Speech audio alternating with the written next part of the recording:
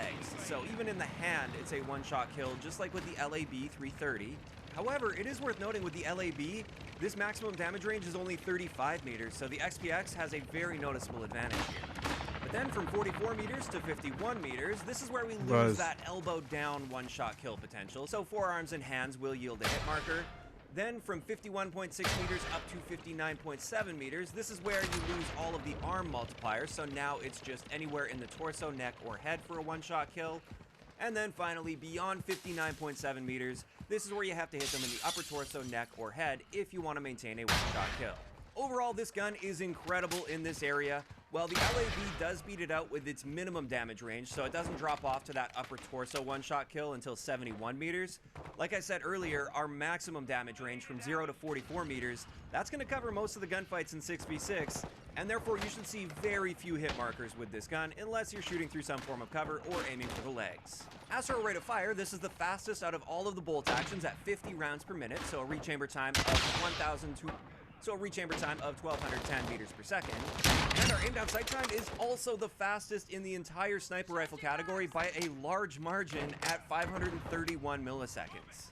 This is incredibly fast for a sniper rifle in this game at least. And then finally here we have our sprint out times, which are about average for a sniper rifle. Realistically, these sprint out times aren't going to come into play unless you're hip firing out of a sprint.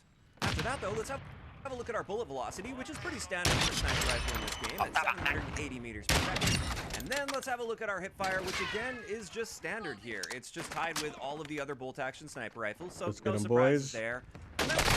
Oh, they got me, boys. And it's worth noting this actually uses the exact same optic as the LAB 330, and what that means is it's actually a variable zoom optic, and we can zoom in with this if we choose to.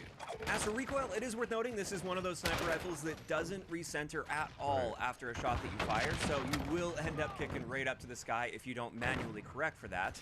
And now let's talk about mobility, and our base movement speed is best in the sniper rifle category. As you can see, there's definitely a trend throughout this video, and it's the same story with our sprint speed. This is the fastest in the sniper rifle category, whereas our aim walking movement speed, while it is well above average, it's just slightly beat out by the Signal 50. Next, let's have a look at our reload add time, which is tied for the fastest in the sniper rifle category with the LAB at 2.07 seconds. And if we use the 8-round magazine on this, that will slow our reload add time down to 2.23 seconds. Now, let's have a deeper look at the attachments and how they impact our aim down sight speeds. And as you can see here, we have 3 barrels that improve our aim down sight speed and only 1 that hurts it, which is quite a bit different than most of the other sniper rifles. We've only got 1 rear grip that helps aim down sight speed by 12 milliseconds, and then both of the stock attachments actually improve our aim down sight speed as well with this gun. So there's lots of room to improve your aim down sight speed with this compared to many of the other sniper rifles.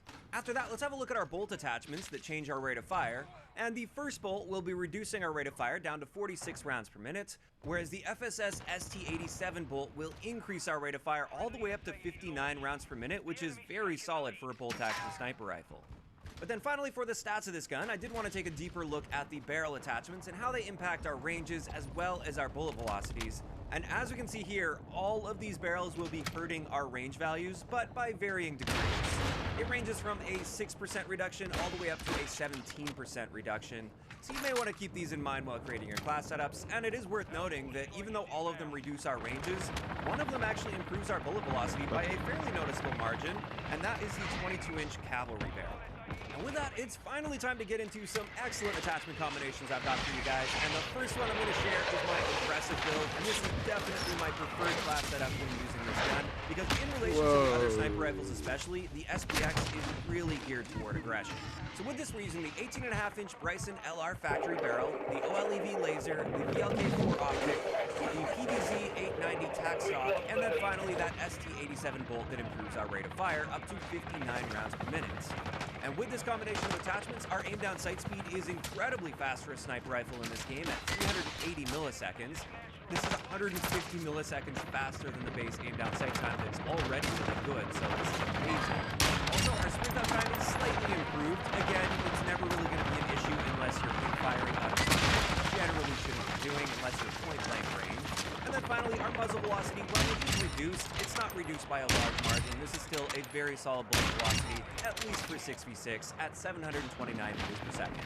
So there we go, that's the first build, and by far my favorite build with the SPX 80. I love using this. You can be really aggressive and quickscope like crazy, and also it's just really versatile because you can also take on fairly long-range fights with this just fine. As for the next build that I've got for you guys, this is my long-range build. This one's much more for like Ground War or Invasion, or DMZ or Warzone. And with this, we're using the Schlager Petbox 4 laser, so we don't have a visible laser beam, but it still helps noticeably with our aim down sight speed. We once again have the CVZ 890 back stock. We now have the Blue Lynx grip, which helps with flinch resistance, and that's really nice to have on this. We're once again using that ST87 bolt for the faster fire rates, and high velocity ammo, since this is designed for the really long range fights. We do want this to feel essentially like a hit scan. And with this, we once again have that improved rate of fire, obviously, with that bolt. Our aim down sight speed, while not quite as fast as my aggressive build, it's still incredibly fast for a sniper rifle at 481 milliseconds. And our bullet velocity is incredible at over 1100 meters per second, which means you really don't have to lead moving targets a whole lot or account for bullet drop unless you're at ridiculously long ranges. And with that, that's gonna wrap it up today's guide on the As for my thoughts on this gun, it's obviously the best sniper rifle in the game, or at least the best bolt action. It is different from a single 50, so that's kind of in a category of its own. But compared to all the other bolt actions, this gun is better in literally every single category that really counts. So not only does it have the best one-shot kill area, tied with the LAB, its maximum damage range is better than the LAB, so it beats the LAB in that area. It's got by far the fastest aim down sight speed, which is incredibly important for a sniper rifle. Fastest rate of fire out of all of the bolt actions out there. Fastest movement speeds. It's just the best at everything when compared to all of the other bolt action sniper rifles, and therefore it's the best bolt action in the game by far. Now, of course, that is just my opinion, backed by a lot of objective data, and I think it would be hard to argue against this being the best in the game, but I am still curious to hear from you guys in the comment section down below. What do you think of the SPX 80 in Modern Warfare 2? Do you agree with me? Do you think it is the best bolt action, or not so much? Just let me know down below. Also, if you guys have missed any of the previous episodes of Gun Guides, we will leave a link to the playlist in the description of the video. If you enjoyed this one, subscribe for more.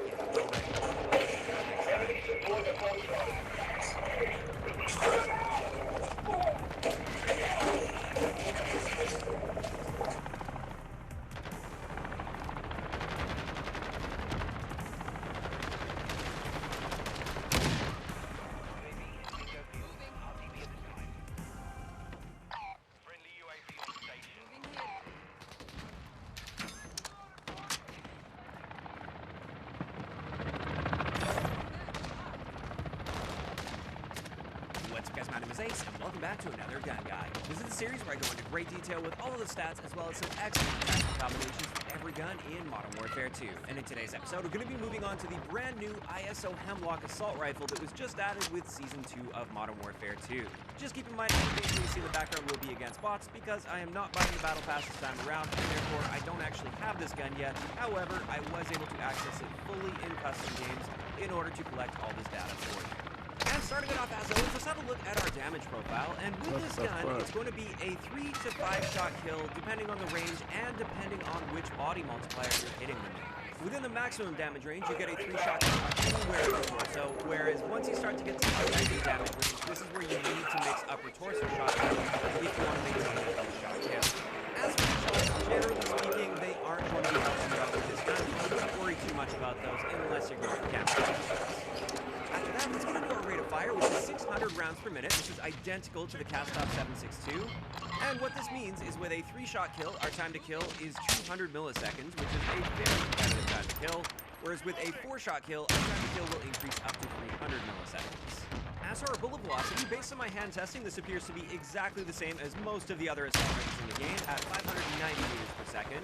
And now let's move on to our range values, which, as we can see here, our first damage range will carry up to about 24 meters. And this is where you don't have to prioritize upper torso shots, you just have to shoot them anywhere in the torso and you'll get a 3-shot kill. Whereas the second damage range, where we do have to mix upper torso shots in, will extend out to 32 meters, and then beyond that, it'll be a 4-shot kill. Then let's have a look at our hip fire, which is pretty standard for assault rifles in this game. There's not too much to say there, and it's a pretty similar story when it comes to our idle sway. There's definitely a fair amount of idle sway with this gun, but that's pretty normal for assault rifles. Next up, let's have a look at the recoil. And as you can see here, there's there's not a ton of recoil. The magnitude is kept in check nicely. We don't get a crazy amount of side-to-side bounce for the most part. The initial 10 or so rounds that you fire kick almost straight upwards. After those initial rounds, though, it will cut fairly hard over to the right, so that is just something you have to be prepared for. But the overall magnitude isn't so bad, and I do consider this to be quite an accurate gun. Now, let's move into our handling stats, and our aimed out sight time is just a little bit on this lower side for assault rifles, but still very reasonable at 260 milliseconds, whereas our sprint fire time is very little normal machine for by assault where I rifles died. at 210 milliseconds for our standard sprint out time, and 310 milliseconds for our tactical sprint out time. Like a As for robot. reload ad time, this is a little bit on the slow side Little for an shooting assault rifle robot. at exactly 2 seconds, so you may have to plan out your reloads a little bit more than some of the other assault rifles out there. And now let's move into our mobility stats. And when it comes to our base movement speed, it's basically bang on average for assault rifles. Our sprint movement speed is a little bit below average for the assault rifles.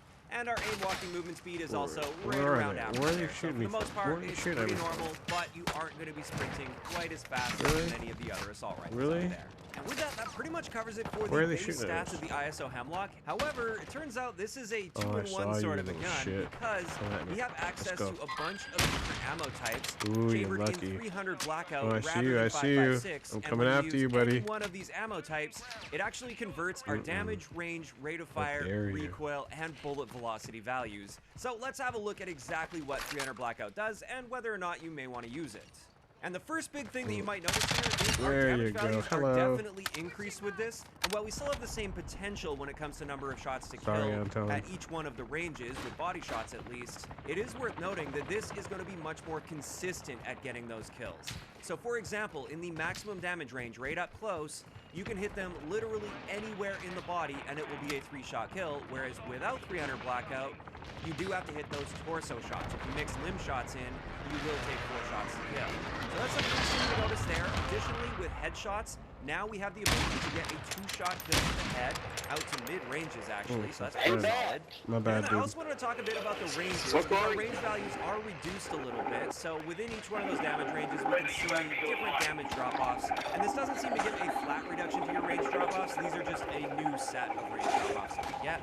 So we do lose a bit of range there, I guess but we we should use do gain skills some for extra power. consistency. Number- However, our rate Numero of fire cinco. is Let's reduced go. down to 550 rounds per minute. Number 5. Let's go number 5. Let's go number 5. Our new tactical potential is now 218 Get 'em, boys. Did I get anyone? Oh, yeah, boy. Let's go. The consistency based on the body multipliers that you're hitting. Now, on top of this, I was a bit surprised to find. Let's get him. Let's get him. Don't give up. Don't give up. Al ataque, al ataque. Tru, tru, tru. Vamos. Mátenlos. Kill 'em all. Get 'em, boys. Fight, fight, fight. Fight, boys. Also, our bullet velocity is slowed down to below Make your dogs bark. 350. I can't test accurately with hand testing since you can't see the bullet. Make your traces cats and use meow. those effects. And you do gain that benefit of subsonic with Come on, this, we can do where it. We can do it. enemy skulls won't appear above their heads. We can do it. We can do it. Kill. So overall, 300 blackout is excellent if you want to improve that consistency. If you're somebody who's a bit Oh, sloppy with shit. aim, you hit a lot of limb shots. They did me. However, there are some clear downsides to this as well, and I'd say Come on, we if can you're do it. Let's go. confident at hitting at least torso or upper torso shots, just stick to the standard ammo type. You're likely going to find more success there. And now that we have that covered, we can move into some other unique attachments on this gun. And the first thing I want to cover is the barrel attachments and how they impact our ranges. And as we can Get see 'em. here, the first 3 barrels we have access to will reduce our range values by 7.5 to 15%. And then for the final 2 I guess I barrels, should these ones put give us some the ammo, same huh? boost to our range based on my testing. However, it's inconsistent depending on which damage range drop-off we're looking at. For the first Oh 2 my God, I damage got ranges, disconnected. it will Oh, increase hell them no. by about 33%. However, our minimum damage range, that Wow. final drop-off point, that will be increased by about 58% with these barrels. So a huge increase in that area, but it's not like that's our 3-shot kill potential, so it doesn't make a huge difference. I just wanted to point out that Someone it's a bit crashed inconsistent me. there. As for how these barrels impact our recoil, as we can see here, most of them don't really have a massive No impact buzz. on recoil. However, you can see some slight variations. Out of all of these, I really like that final Wow. barrel, the Fielder T50, because those initial shots with your recoil are literally straight up, and they're also grouped nicely together compared to some of the other ones that are a bit less consistent. And then finally, when it comes to our barrel attachments, let's have a look at how they impact our aim down sight speeds. Keep in mind, these are hand-tested values, so there is a little bit of rounding present. Yeah. The first 3 barrels don't have a massive impact, whether positive or negative, when it comes to our aim down sight speed. However, those final 2 barrels will be hurting our aim down sight speed by a very noticeable margin, and therefore you really have to be aware of that if you're selecting those. And with that, it's finally time to move into some excellent attachment combinations that I built for you guys. And the first one is my all-arounder. And with this, we're using the Sack and Tread 40 muzzle, the FSS Sharkfin 90 underbarrel, the OLEV laser, the Raid 90 stock, and the X10 grip. I actually don't mind the iron sights on this whatsoever, especially if I'm playing a bit more aggressively, which I like to do with this build. And with this, our aim down sight speed is very slightly improved at about 255 milliseconds. Our sprint out time is very noticeably improved at 150 milliseconds, which is great. And our recoil is looking very solid. This is a very accurate, easy to control gun with decent mobility, decent handling, and an amazing time to kill potential as long as you're hitting those torso shots for a 3-shot kill. So personally, I really like that setup. However, I did want to provide a variation of this, at least, for those that want that additional consistency with the 300 blackout rounds. It's going to be a very, very similar build here. In fact, the only thing I did is I swapped the underbarrel for the 300 blackout ammunition. Now with this, we have the same handling and mobility stats as the previous build, but now we just get that additional consistency. So it doesn't matter if we shoot them in the arm or the leg, for instance, we'll still get that 3-shot kill no matter what up close. However, our time to kill potential is going to be slightly worse because our rate of fire is slightly slower, and our recoil is also going to be noticeably worse with this as well. So that's why I just provided this as an alternative. I personally lean more toward the previous build without 300 blackout, but if you want that added consistency, try this one out. You may like it. And then finally, I also wanted to share a solid ranged build for this as well. This one would be great for maps that have longer ranges, or for like Ground War or Invasion or DMZ, and perhaps even Warzone, although I'd probably go with the 45 round mag if I was playing one of those modes. But with this one, we once again have the Sack and Tread 40 muzzle. This is the one that just seemed to work best for this particular gun's recoil. We've got the LR 3056 barrel. This one gives us a massive boost to our range values, which is excellent. We once again have the OLEV laser, the Slimline Pro optic, and the X10 grip. And with this, our aim down sight speed is noticeably slower than the base, but still manageable for a long range build at 350 milliseconds. Our recoil is very nicely improved here. This is very, very accurate and easy to control, even at really, really long ranges. This thing's basically a laser beam. And our sprint out time is also great with this particular build at 150 milliseconds. And this is just a very solid choice if you want to hang back a little bit more and pick people off at longer ranges. And with that, that's going to wrap it up for today's gun guide on the ISO Hemlock. As for my thoughts on this gun, keeping in mind these thoughts aren't based on public match experience, but it is based on extensive testing in custom games and playing around with all the stats and collecting all the data. I really think this is a solid gun. I think it fits really nicely into the meta. I think it's a nice alternative to the Castoff 762. It's very similar to that gun in a lot of ways, but it has enough differences that it is able to stand out on its own alongside the Castoff 762. It is more accurate, but slightly less forgiving when it comes to body multipliers up close. And yeah, basically that's all I've got to say about it. I think it's an excellent addition that fits in nicely. I don't think it's overpowered. I don't think it's underpowered. I think it's just a very good gun.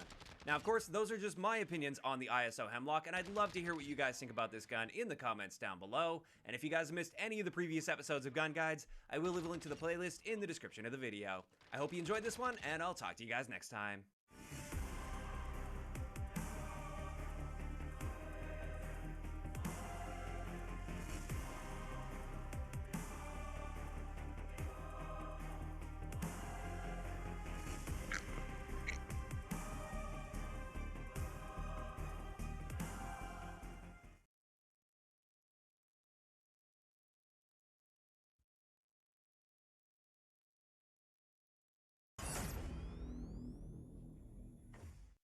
What's up guys, my name is Ace, and many people, myself included, over the past several years since the launch of Modern Warfare 2019, absolutely hate the current matchmaking system that they're using. As far as we can tell, they've been using at least essentially the same sort of system.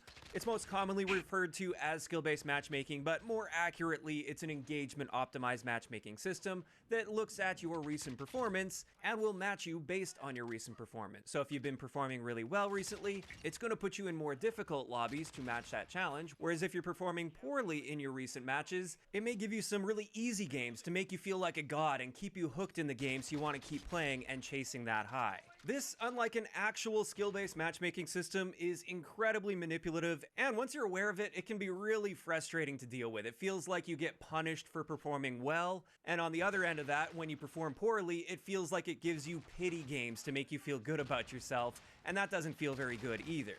Now that's just one element that many of us dislike. There's also other things like playing with a friend or multiple friends that are a significantly different skill level. It can really make the experience terrible for everybody involved there. There's also a lack of the ability to sort of organically track your improvement over time because the game is manipulating what type of experience you're getting. It's not organic. And also, of course, there's no visible skill rank for you or the enemies that you're playing against, so you can't track it in that way. And over the years, with my testing with this engagement-optimized matchmaking system, it seems that ping is no longer king, and it is willing to sacrifice the best connection possible in order to give you a better skill match in the game. Now that's just a really brief overview of many of the arguments against this current implementation of the system. It doesn't really seem like it's about true fairness in the game, and it's much more about trying to manipulate your highs and lows to keep you playing longer. But in today's video, I wanted to share a bunch of the things that I've just found over the years of playing with this system that help me mitigate the effects of this engagement-optimized matchmaking system without reverse boosting and without actively exploiting anything. I'm not paying for one of those special VPN services. I don't reverse boost. I don't join on bot accounts, nothing like that. However, over the years, I have sort of adapted to this system and found several things that I can do to help mitigate this and make the matchmaking feel better overall. Now, just to be clear, this isn't going to yield what people like to call bot lobbies, or really easy lobbies against the lowest of low-skilled players. So if you're looking to get into those lobbies, yeah, you're going to have to exploit the system by reverse boosting or using a VPN, for instance. Instead, these things that I'm sharing today, since they aren't exploits, I just find overall I get a much better mix of lobbies on average. I still get really difficult lobbies, but I also get some really easy lobbies, and I get sort of everything in the middle as well. And just overall, it's led to a much better experience for me. It's also worth noting that if you're a below average player, you may want to do the opposite of what I'm suggesting here, because for you, you probably want to gain the maximum amount of protection from this matchmaking system. But the first general tip that I've got for you guys to get a better mix of lobbies overall is do anything you can to limit the pool of players that you're going to be connecting to. The reason you want to do this is the smaller population of players to pull from when it's matchmaking, the smaller chance of getting similarly skilled players to you. So just to give a random example here, these numbers I'm just pulling out of nowhere. Let's just say when you press the button to matchmake, there are 10,000 people that are also trying to matchmake with the same parameters. So 10,000 people that you could potentially connect to in that moment.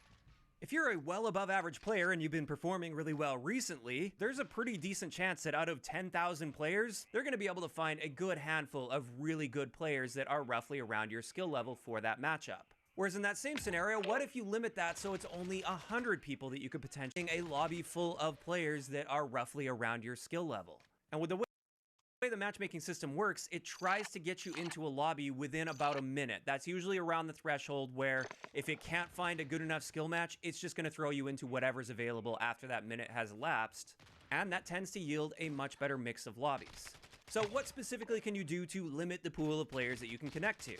The first and probably most important thing out of this entire video that will have the biggest effect overall is simply the time of day that you're playing the game. I found there is a massive difference in overall lobby strength when you play in off-peak hours versus peak hours. Like for me, since this is my full-time job, I try to play the game on weekdays during the day, and when this is happening, most other people are at school or work, and therefore the player population is quite low, and as a result, I tend to get a very good mix of lobbies. Whereas if I play on weekday evenings after everybody's got home from work and they're getting their games of COD in, I find lobbies on average are far more difficult. Same thing with weekends. I really don't like playing the game anymore on weekends because on average, I find the games to be far more difficult and competitive, and it's a totally different gameplay experience compared to when I play weekday during the day. Now, unfortunately, for many of you watching this video, you probably are kind of stuck to playing during peak hours, because just like the majority of the population, you're at work or school during the day. So it does kind of suck if you are sort of trapped in those times of day to be playing the game, and there's probably nothing you can do about that, but there's other things we can do to limit the pool of players to connect to. The next thing is, if you're on PlayStation platforms, disable crossplay. This will limit the pool of players you can connect to, so now any really good PC players or Xbox players, they're eliminated from the equation. And again, it's not like this is going to yield bot lobbies for you. There's still plenty of really good PlayStation players out there that you may run into, but you're limiting that pool and therefore increasing the odds of getting more mixed lobbies. Additionally, another thing you can do to limit the pool of players that you can connect to is play lower population playlists and avoid selecting too many modes if you're using the quick play filters. If you have every quick play filter selected when you search for a game, the pool of players you can connect to is basically the entire population currently playing the game, and as a result, you're at the full mercy of the matchmaking system. It can do anything it wants with you at that point because you're not limiting anything. Whereas if you were to select one single game mode in the quick play filters, and especially if that's a lesser played game mode, that will significantly limit the pool of players you can connect to, which again will yield more mixed lobbies on average. And that is the first set of tips that I've got for you guys, and like I said, possibly the most important, especially the time of day that you play. It's a totally different game depending on what time of the day you're playing. Having said that though, there's still a few other things that you can do without exploiting anything. One thing that I find is if you play with a party of at least 5 or 6 players, I find the matchmaking tends to become a lot more mixed as well. Now, I have found if I don't play with 5 or 6 players and I'm only playing with maybe like 3 or 4 in a party, if anything, I find it often makes it more difficult. However, the moment I get at least 5 or 6 players in, regardless of their skill levels, they can all be really good players, they can be really bad players, or a mix of everything in between, I just find that once again, I tend to get a better mix of lobbies overall.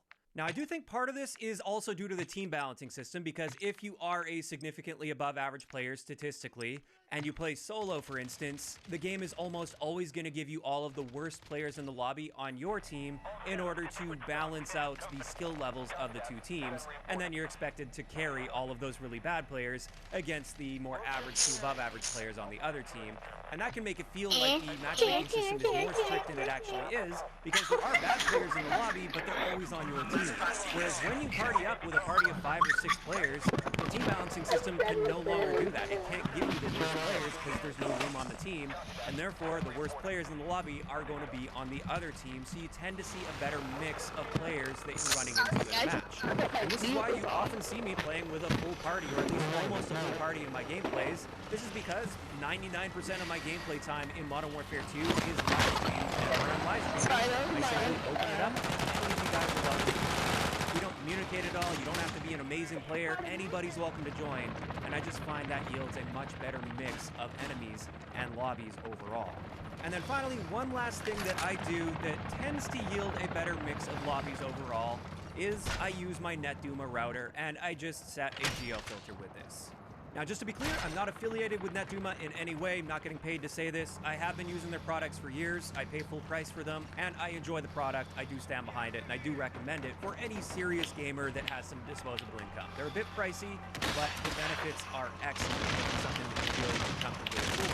With this router, effectively, you can just ensure that the matchmaking system won't match you outside of your region, and it forces ping to be king again. And that's something that I feel everybody should have access to. I feel like the matchmaking system shouldn't be doing that in the first place, and we should all always be getting our best connection possible, but since the matchmaking system doesn't do that, we're kind of forced to take matters into our own hands to ensure that we're getting the best connection experience possible.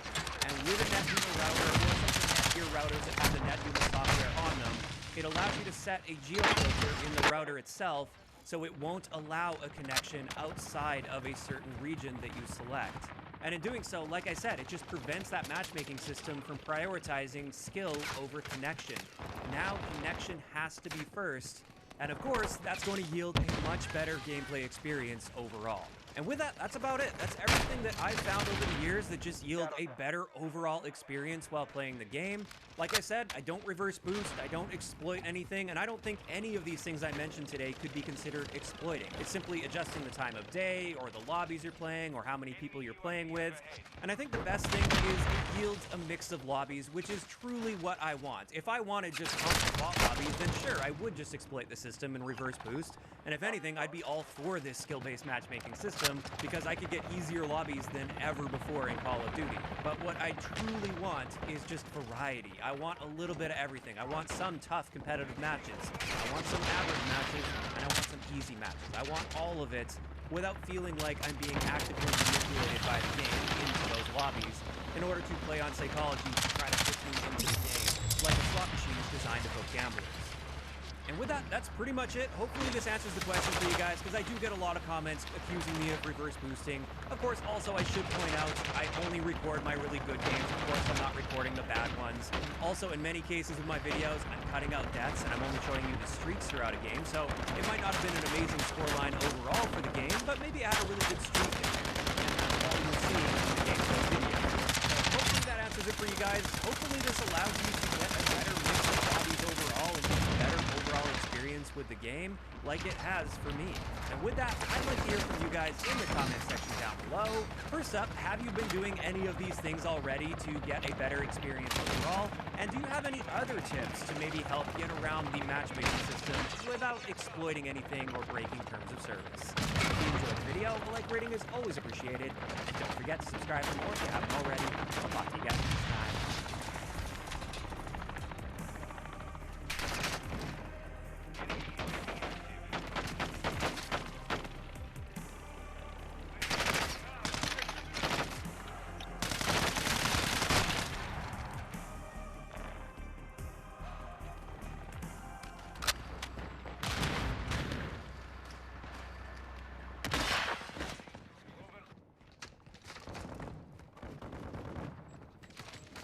Hello everyone, welcome to a new DMZ stream. It's Season 2, the first one. DMZ is getting harder because and everyone's just PvPing each other. And also there's things which make the game more successful. Luckily we've already done those. But I'd like to know everyone's thoughts on what you think of Season 2, which is, yeah, basically. I don't know about you. Maybe it's easier for some people, but let me know. But, hello guys, what's up? Jesus. Yeah! Season 2, yeah! Season 2, great experience. Oh no. You ruined yourself. Yes. And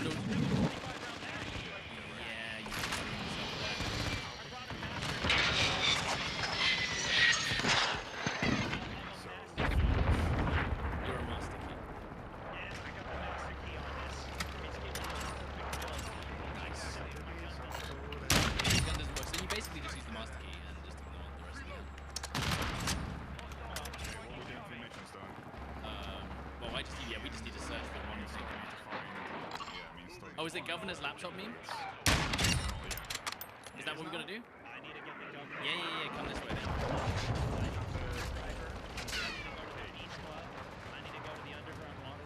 god, you gotta go low. Okay, well the town center's... Town center's got tangos on it, boys. Yeah? Damn, it does. That's not where we need to go, by the way. The town, that's not, the town center isn't the city hall. We need to go somewhere else. Let's go Waterway. Let's go Waterway. Unless you want to fight these guys.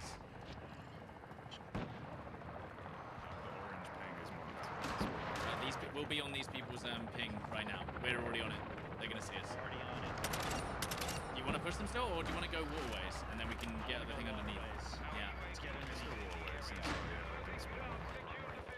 Yeah, that would be a small problem. You guys can't. Yeah. Check your jumper cables, jumper cables. That's what we need. Hey, what's up? Hello, everyone. Yeah, but we need the jumper. That's a play. Right there. Two players.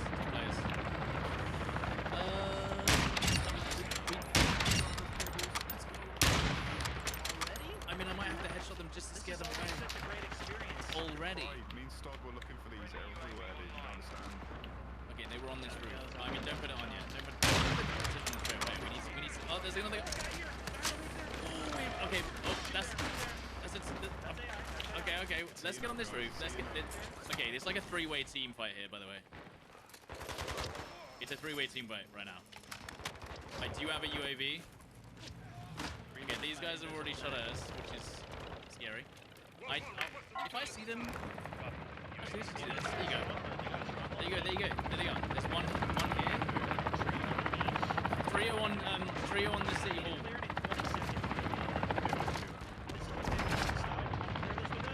Well, we can do, but I think we should probably try and find it first. Okay, we're good. Okay, no, because they shot us first, Stone. It doesn't matter, they shot us first. We can shoot them. Please tell me. 5 more seconds, guys. Kill them. I don't think we can. Is it over? Yeah, this one's way too big. They're down here. This is a big Guys, Earth alert. I popped the UAV and then we didn't act on it. Yeah, I don't know why you bought that. Next time, just let me take the reins, okay? But I'm just saying. Okay, well, I guess we're not fighting those guys. They might push us.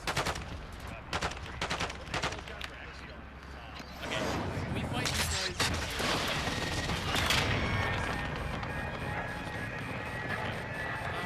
I've got a bit of question. We do, right here. We are surrounded by a trifecta of teams, and that is not an exaggeration. Wait, let's go to the buy though.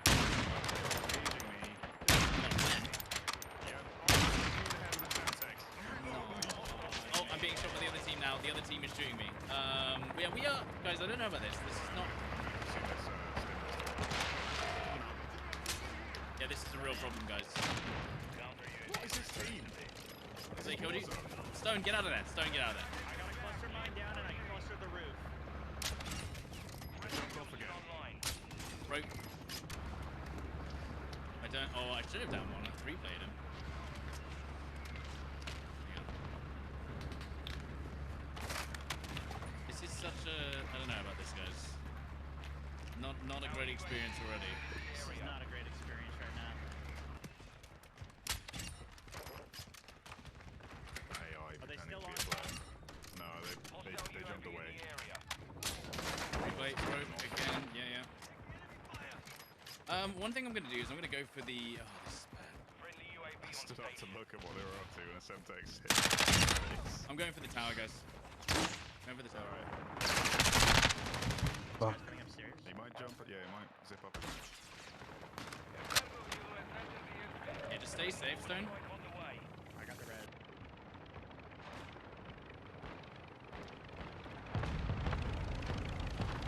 So Aiden Ross just got banned on Twitch, and it's most likely because he is supportive of Andrew Tate and other people that spreads the same message as Andrew Tate, and he's kind of adopting that same message and spreading that to his audience as well, which in my opinion is at the very least, a much better message than the Twitch overall as a platform has been spreading to these people. Because let's face it, most of the people who watch Twitch are younger kids. You know, they're not going to be many people who are 50 plus watching gaming streams on Twitch. Like, it's just not going to happen.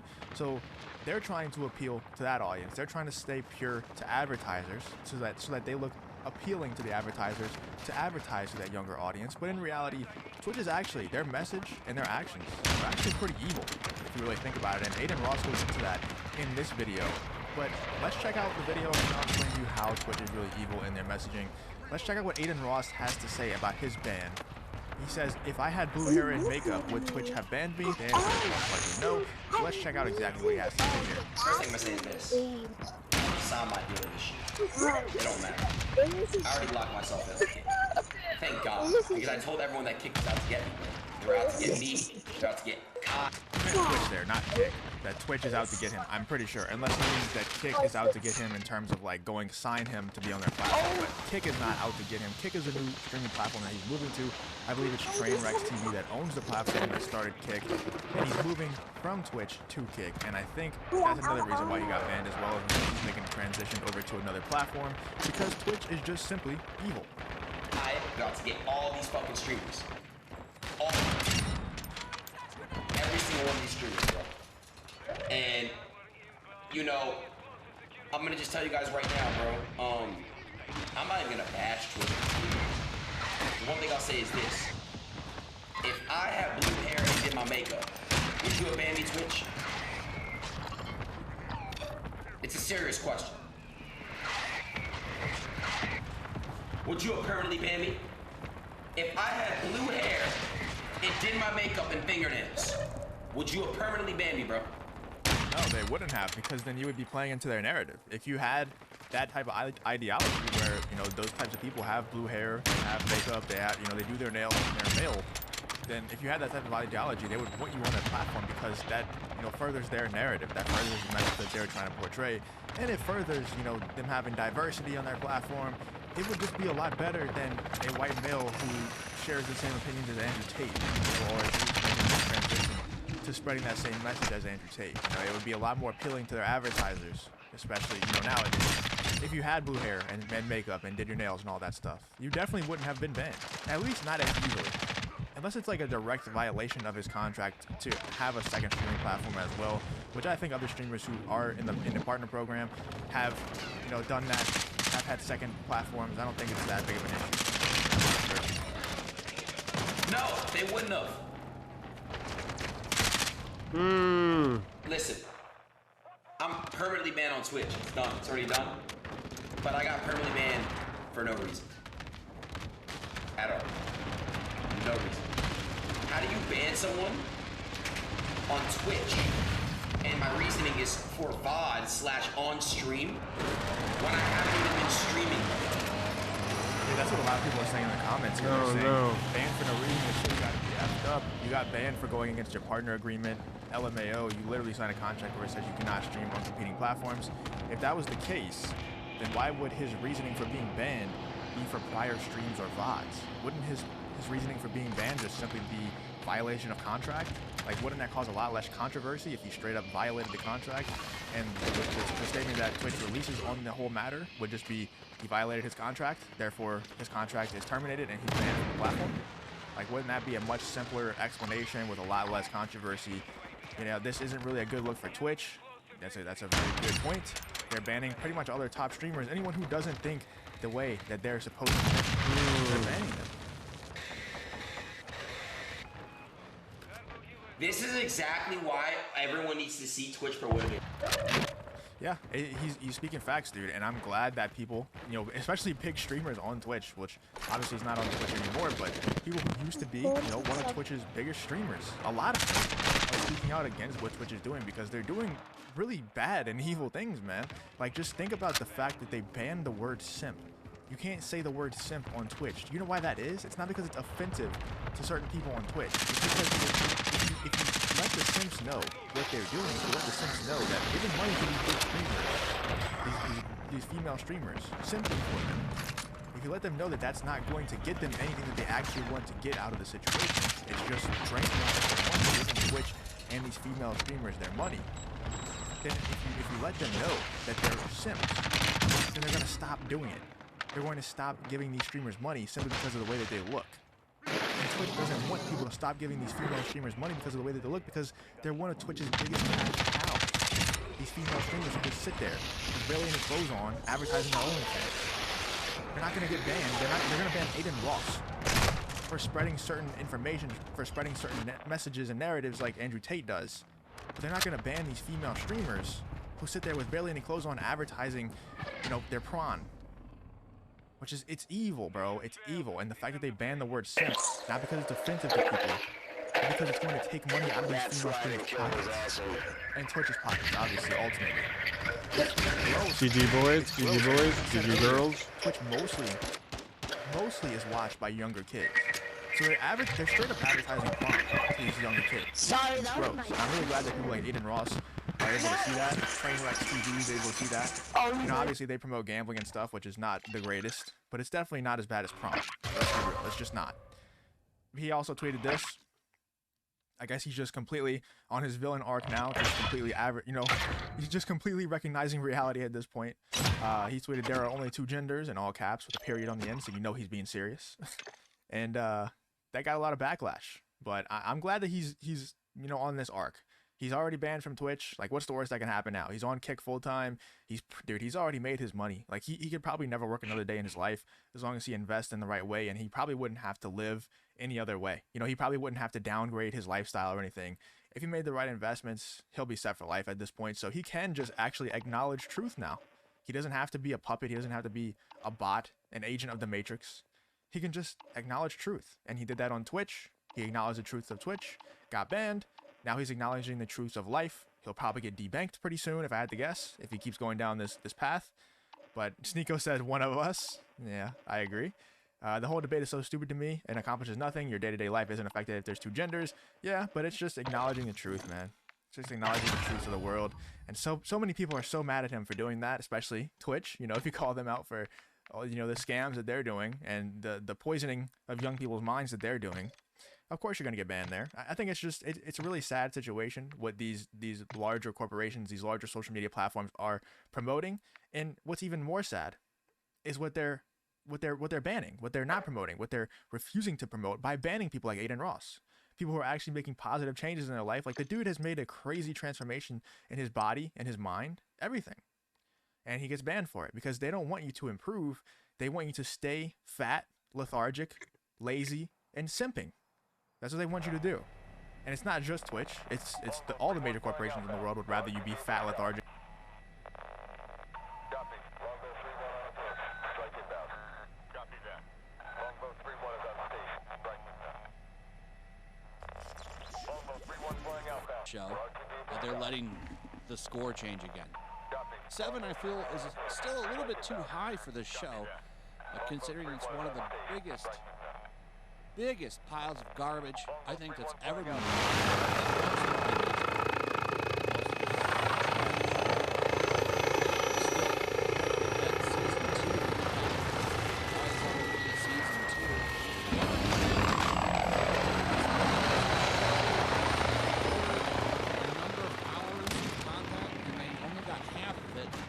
So they're going to go ahead and animate it anyway. I don't know. It seems like a huge mistake to push forward with this show. But there's something that I didn't know that I found out just today. Apparently, a lot of Mindy Kaling's writers that she's trained have been poached by Marvel. You ever wonder why Marvel's turned to shit? I think I might have the answer for you. So, Mindy won an award recently. I don't know why. Not sure why. Her content that she makes is not funny. It's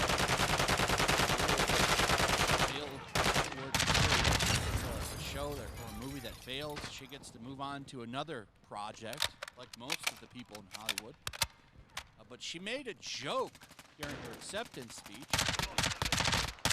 And a lot of people are roasting her for that too, by the way. But if this is true, a lot of her writers that she's trained were taken by Marvel. It kind of explains why so much of Marvel's recent content has been dog shit.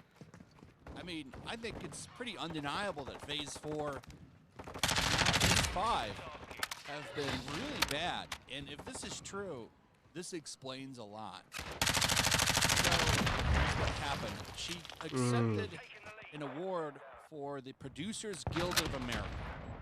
Never heard of it, but she got an award for it. Because apparently she is at the top of her game. In the recent Producers Guild of America, Mindy Kaling was awarded the PGA Norman Achievement Award. And she had many things to say on stage after receiving her award. Firstly, thank her parents for all their hard work, her production, and many others. Mindy continued to express her gratitude towards producer and screenwriter Norman Lear, who's paved the way for the next generation. But her next statement, Kevin Feige of Marvel Studios, was the one that shook up all the Marvel fans and enraged them. It's so exciting to find and train these new voices and then watch them coached by Marvel. And of course, naturally, you can see the response that she got. There's a lot of people talking about it. We don't want a Velma repeat. I don't either. Here's another one. I don't know why she's speaking. She wrote Velma. Better than having her talent wasted with Velma. Now, if we've learned from her, no wonder. Well, if they've learned from her, no wonder Marvel sucks now. Mindy, you just wrote Velma. You don't get to speak. Zip it. Although Mindy Kaling made this in a joking manner, the MCU fans will not have any disrespect directed towards the franchise and immediately took to social media to troll her because of her bold statement about coaching writers. People have already attacked her for her failure with Velma and pointed out the fact that she used Velma's ethnicity as a point for the show's failure. That's true, she did. What I would like to know are who are these writers that she trained, and is that true?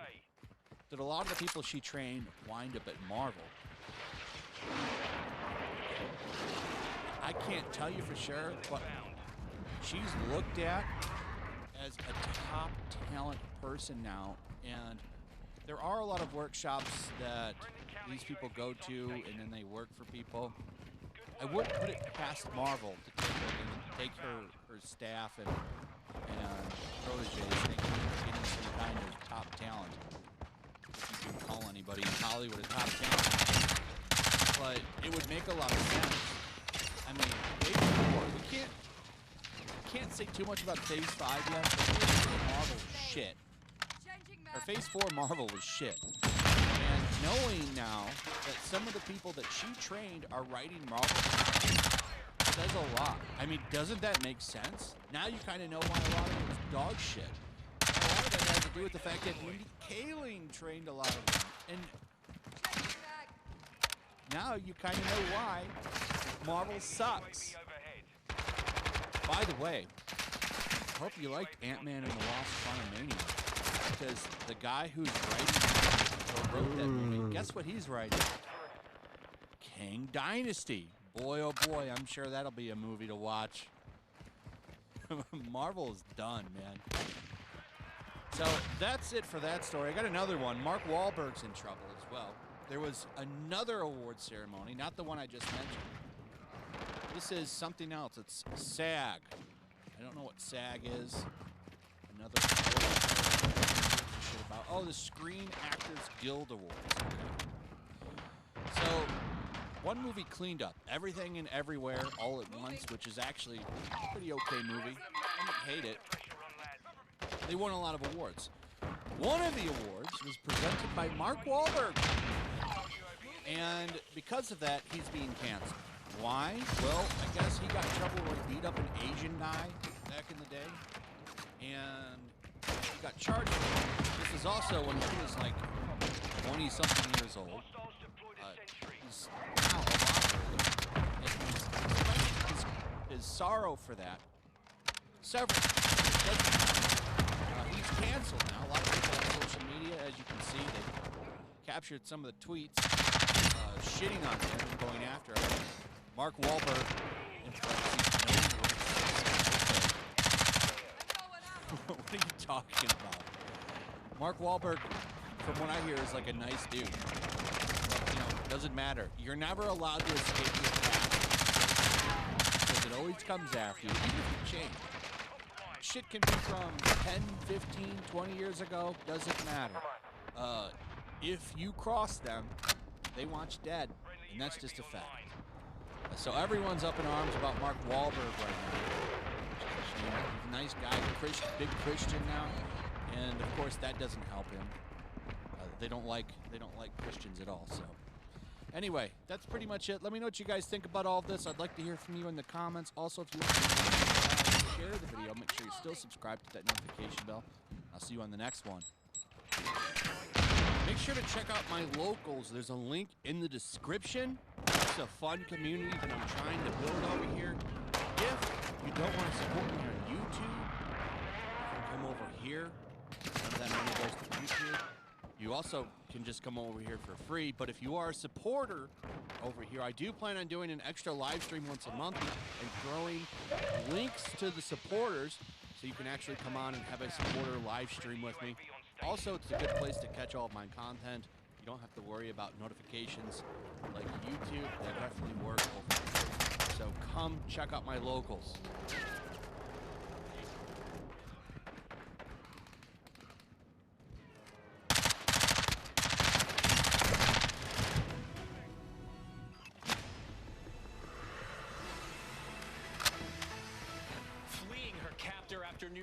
year held hostage.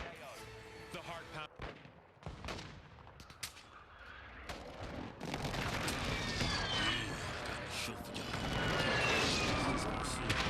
Anybody mentions that he was on a damn plane, I'm going. Jeffrey Epstein's Island. The Lolita Express. Go ahead and pull up the article. Let me read it. Well, you can go. Well, I'm thinking if you take the flight, you're on the flight logs. I'm thinking. Well, his name's on the flight logs, but just because, I mean, it's. I mean, he was saying you did anything. Doesn't mean you necessarily had some kids that working for you. Just, you know. But I guess you gotta explain to everybody what's going on. You didn't even explain it to him yet. You did. He was on the flight logs that went to Jeffrey Epstein's Island. Yeah, he was on. His name was on the flight logs. So bring up Bill Clinton's on there too, right? 26 times, I think. Yeah, he went there 26 times. You don't see Bill complain. All you gotta say is, man, I went down there. They got some damn good fish down there. Yeah, I went there and got me some fish and sticks, and I was out. Take some pictures, beautiful house, and ain't seen anything crazy. I need to get some time for him too. That's why I went so many times. That bitch is driving me crazy. That's what Bill Clinton. I'm talking about Jim Carrey. I'm talking about Bill. Ain't nobody talking about Bill Clinton. Jim talking about Jim.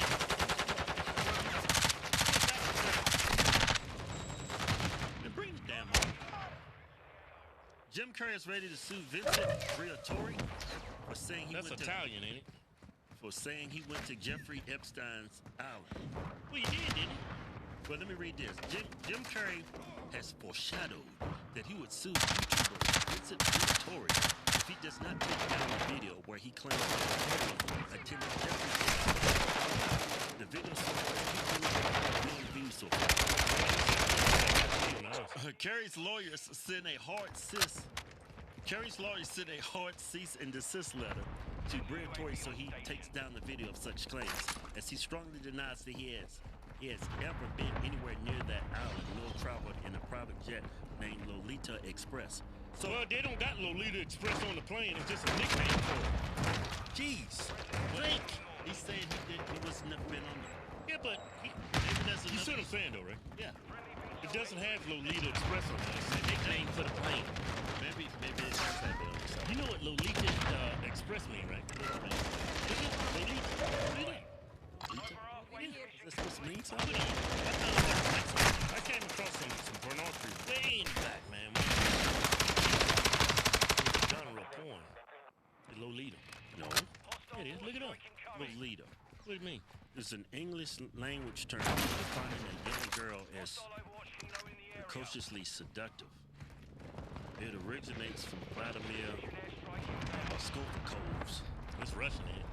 1955 novel Lolita, which portrays the narrator converts sexual obsession and disposition of he probably calls Lolita the Spanish nickname for Dolores. Yeah, that's just a nickname.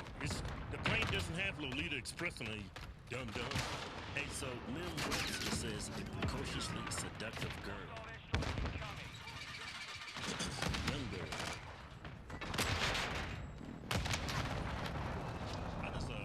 Ain't nobody.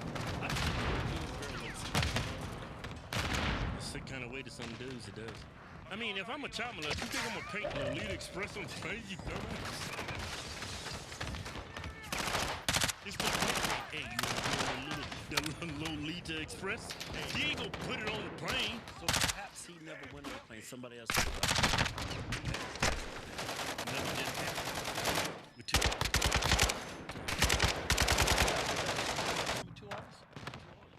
You got the 2 hours. You got 2 hours. You don't? No, it's got 2 hours in it. Yeah, I don't even know how to spell his name. Yeah, Carrey's lawyers sent a hard cease and desist letter. Hey, Carrey's lawyer sent a hard cease and desist letter to Victoria so he take down the video of his plane. And I read, man. Okay. Play his video. You going to jail, Vince. Go ahead and play the video. Ladies and gentlemen, I'm being sued. But it might surprise you, I'm paid. the lawsuit is coming, which is Jim Carrey, of all people. Yes, Jim Carrey. So this pertains to the Jeffrey Epstein night log video that I did that got, I don't know, like 15 million views, right? Anyway, so then I get this cease and desist today.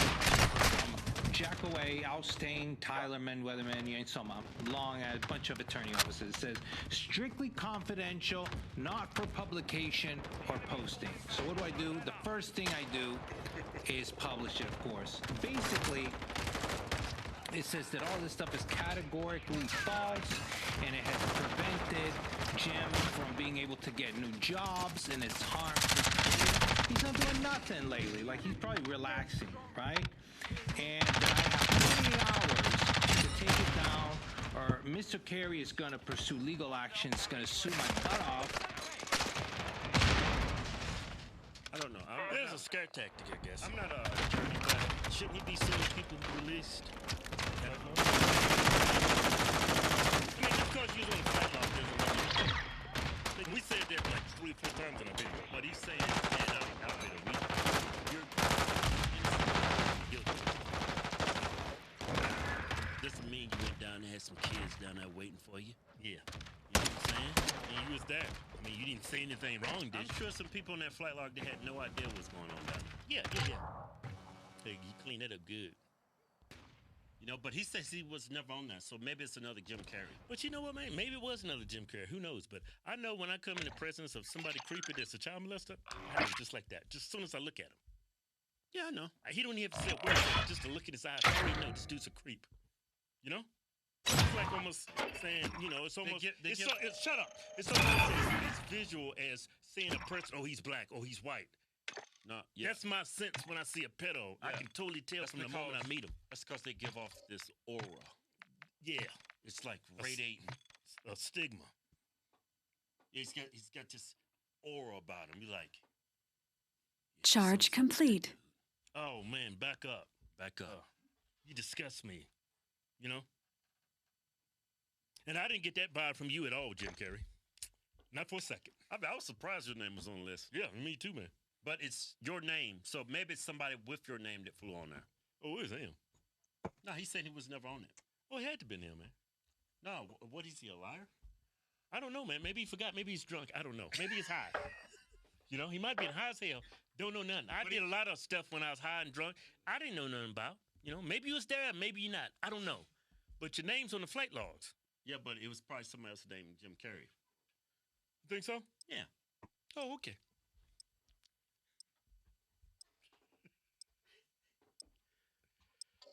Hey, Brigatory, whatever you're damn, you better take that damn video down. Well, we did a video too, but we point blank said just because you was on the plane. 10 double kills. Doesn't make you guilty, man. Of anything. Just because I'm hanging out with a drug dealer, don't make me a drug dealer. Yeah. Just because I'm hanging out with a pedophile, doesn't make me a pedophile. Yeah, there's a picture of Trump with Epstein. Yeah. Joan Rivers is on the flight logs, and she spoke hourly her whole life about child trafficking and all that. So yeah, I mean, it's just... Maybe it was just a cover-up, you know? She can't sue us. She's dead. You talk all kinds of shit about her. No, she's got an estate. Let me tell you something about these rich white people. They got estates. What the hell's an estate? They be living on past... the people that's earning money off of her or her brand while she's dead. Mm-hmm. You defame her while she's dead.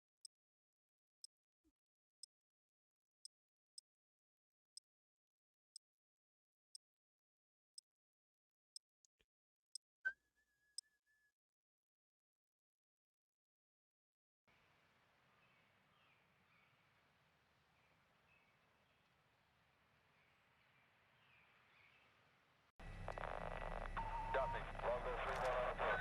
Strike inbound. Copy that. Longbow 3-1 is on station.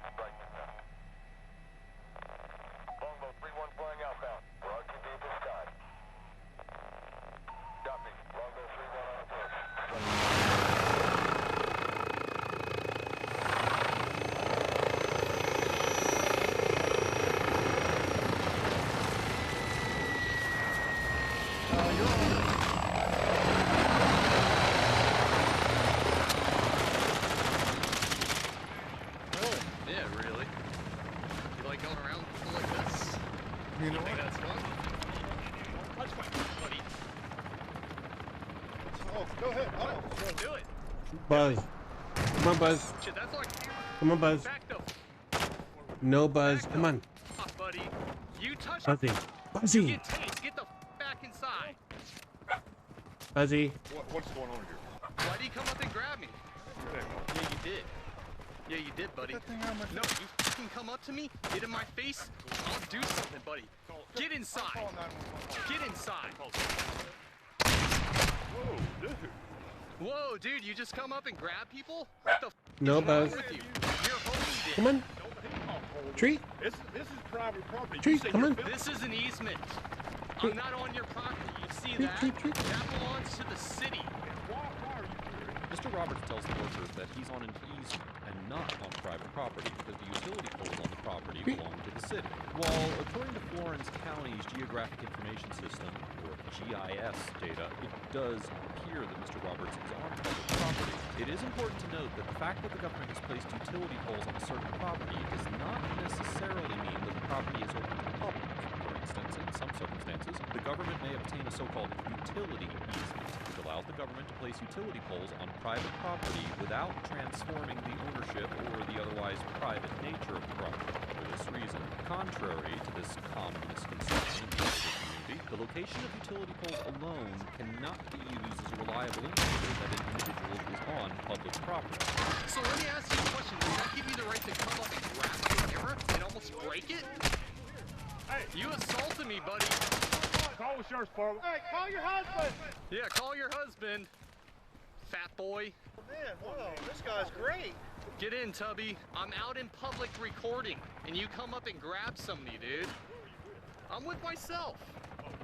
And you're about to owe me a new camera lens. Yeah, buddy, I got your name too. You're gonna get a nice little talking to with the police. You come back out here and touch me, you won't like it.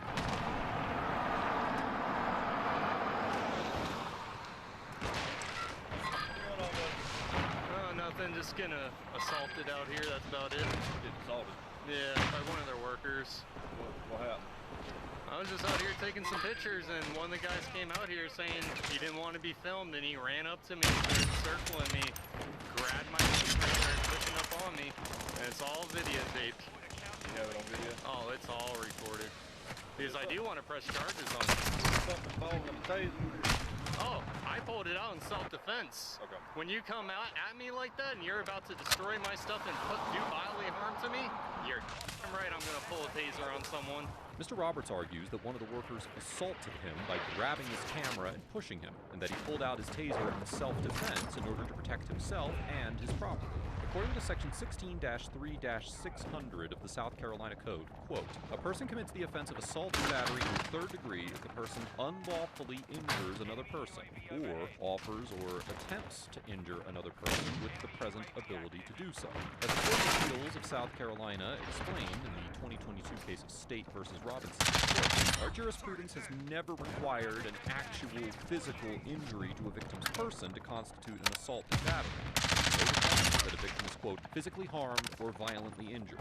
Likewise, the Fourth Circuit Court of Appeals, which has jurisdiction over South Carolina, summarized in the 2019 United States, quote, a violent injury to the cause of an assault conviction requires no violence as commonly understood or a threat of physical harm or injury at all.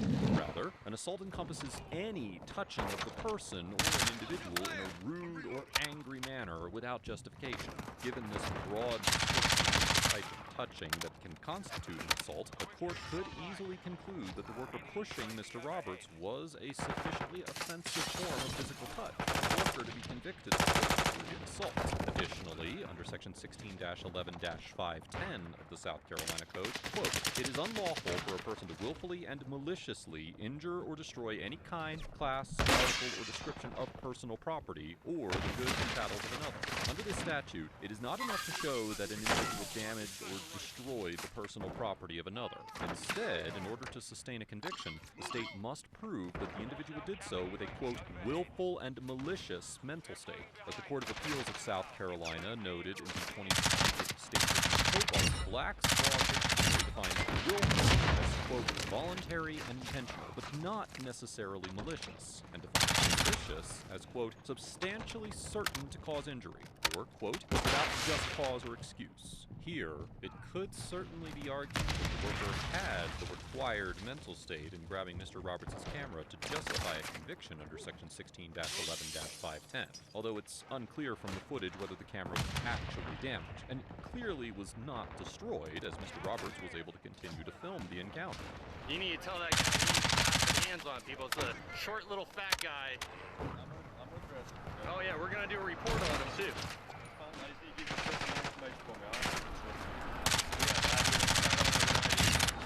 Yeah, buddy, you're gonna learn you can't come outside and grab people, man. That ain't right.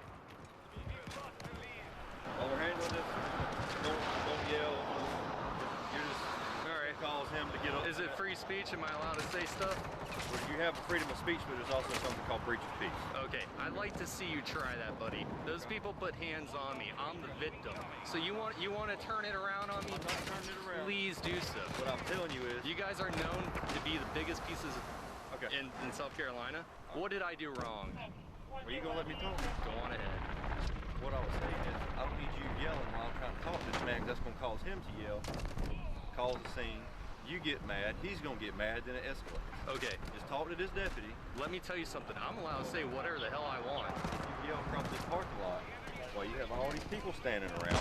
There's no breach of peace. You want to try that, buddy? I will lock you up. You want to try that? Yes, I will. Two deputies with the Florence County Sheriff's Office responded to the worker's call, and while they're investigating the incident, one of them claims that if Mr. Roberts yells at the workers across the parking lot, he will be arrested for breach of peace. In South Carolina, breach of the peace is a common law crime, which means that it is defended by case law and not statute. According to the Court of Appeals of South Carolina, in the 1996 case of State versus Peer, quote, the term breach of the peace is a generic one embracing a great variety of conduct destroying or menacing public order and tranquility. In general terms, it is a violation of public order, a disturbance of the public tranquility by any act or conduct inciting to violence. The court also explained that, quote, although it includes acts likely to produce violence in others, actual violence is not an element of breach of peace, and that, quote, whether conduct constitutes a breach of the peace depends on the time, place, and nearness of other persons. Similarly, Section 16-17-530 of the South Carolina Code, which defines the offense of disorderly conduct,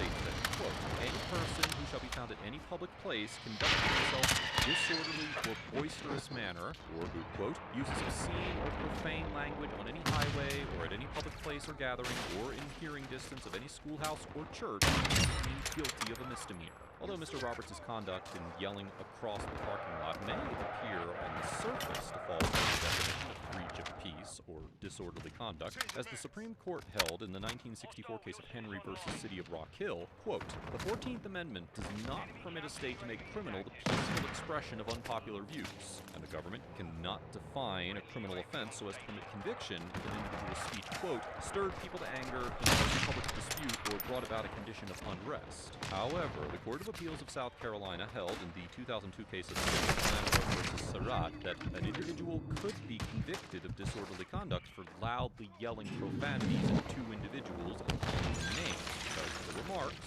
along with the loud and spoken, constitute so-called fighting words. Under the fighting word doctrine outlined in the 1942 case of Chaplinsky versus New Hampshire, fighting words, or words that, quote, by their very utterance inflict injury or tend to incite an immediate breach of the peace, are not afforded the protection of the First Amendment, and therefore can be criminalized. Although Mr. Roberts did use profanity during his interaction with the workers and deputies, he did not use any profanity when he shouted across the parking lot, and even if he had, it is highly unlikely that a court would conclude that Mr. Roberts' suggestion that the workers were going to learn that they can't lay hands on other individuals would incite an average person to violence. Therefore, a court would most likely determine that Mr. Roberts' conduct did not constitute a breach of the peace or disorderly conduct, as he was engaging in speech that was protected by the First Amendment. Try it. Try it. Name and badge number. Corporal Trigger, 1 at 8. Name and badge number. Trigger, 230. Alright, go do my assault charge. I need you to give him your information. Go talk to them. And you better follow charges if I'm giving you my information. And if you don't, believe me, you guys will get complaints, and this will be all over. They have to run me first, everyone. They can't run the actual criminal. Can you go tell him, go question the guy who assaulted me? He's gonna conduct his investigation. Do you see him up there? No, he's not. He's inside hiding. What was he wearing? Yeah, blue shirt. Short, dark hair, fat. So what was the call about? Somebody coming up here harassing employees and pulling a taser on someone. They tell you they circled me and surrounded me? The part where they assaulted me, they forgot to let that out. Oh, Mr. Roberts, what were the two gentlemen that came out? All their information comes into the recording. I made them aware that yes, you can view video from a public area, which the roadway is public. But if you cross over into the I've checked the property lines. I don't need directives. You go on the property. If you smoke crack, that's not good, man. Do I get a report or something? You go get you a car. Oh, great, this guy. Here you go, buddy. All right. My name, badge number, have a good day. Thank you. See how the concrete spin in and say I was in their parking lot? How you doing, sir? How you doing, sir? Not too good. Wow, what's going on there, buddy? Got some dude inside. Oh, you're getting really close, man. Oh, yeah, I like to get close. I like to talk to you. No, sir. I want to talk to you. What's going on, man? So close to me. What's going on, man? Dude, stop it. Sir, I'm allowed. Off, dude. Okay. Give me some space, dude. Go ahead and turn. Give me some space, Put your hands dude. behind your back. Go, give me some. Ow!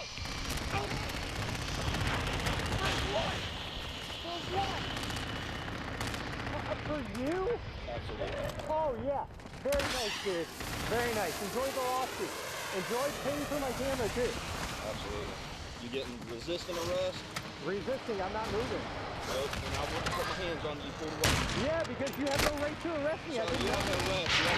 You kept approaching me. Sir, you had the right, attorney, have him or President 21st Advance to decide any time to exercise his rights and not make any more statements. Do you understand these rights? I don't answer any more questions without a lawyer, President. Absolutely. All right, you understand them all? Sergeant Paul Morrison responds to the scene and approaches Mr. Roberts, who asks him several times to not stand so closely and tries to step away. Mr. Roberts directs profanity at him. Sergeant Morrison tackles Mr. Roberts to the ground and tells him he's under arrest for resisting. Mr. Roberts argues that he did so because Sergeant Morrison had no right to arrest him. Under Section 16-9-320 of the South Carolina Code, quote, "It is unlawful for a person knowingly and willfully to resist an arrest being made by one whom the person knows or reasonably should know is a law enforcement officer." Although an individual can be convicted for non-violently resisting an arrest, if Sergeant Morrison was attempting to arrest Mr. Roberts, he never informed Mr. Roberts that was his intention or took any action that should have put Mr. Roberts on notice that he was under arrest. Therefore, a court would likely conclude that Mr. Roberts could not be convicted of knowingly and willfully resisting arrest. Likewise, Sergeant Morrison had no lawful basis to arrest Mr. Roberts at the time he approached him. It has been long established in South Carolina that individuals are not required to submit to unlawful arrests, and that individuals have the right to resist an unlawful arrest. The Supreme Court of South Carolina summarized the prior case law on the subject in the 2001 case of State versus McGowan, explaining that, quote, "Unlawful arrest, or an attempt to make an unlawful arrest, stands upon the same footing as any other non-felonious assault, or as a common assault and battery. A person who is so unlawfully arrested, or against whom such an unlawful attempt is directed, is not permitted to yield, and may resist force with force. He is not authorized to go beyond the line of force proportional to the character of the assault, or he in turn becomes a wrongdoer." It is important to keep in mind that this law is specific to South Carolina. Many states do not recognize a citizen right to resist an unlawful arrest. However, in this situation, Mr. Roberts would have a right to resist an unlawful arrest. By stepping away from Sergeant Morrison, there would be no question that this resistance before the fact that Mr. Roberts was resisting an unlawful arrest. Enjoy getting sued, guys. Oh, yeah, So here's the thing, you pulled it out and you was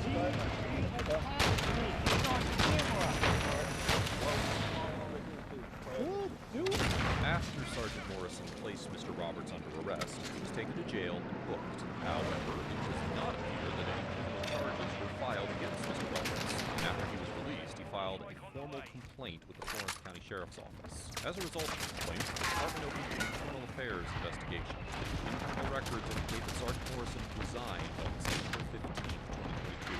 Sheriff T.J. Joy issued a press release about the incident, stating that, quote, the internal affairs investigation determined numerous FCSO policy violations during the incident. As a result of the investigation, Sergeant Morrison is no longer employed by the Florence County Sheriff's Office. Sheriff Joy also noted that, quote, the matter has been referred to the 12th Circuit Solicitor's Office, but as of the date of this episode, no charges have been initiated against Sergeant. Additionally, Mr. Roberts alleged that after the incident, Sergeant Morrison deleted the video footage of the encounter from his camera.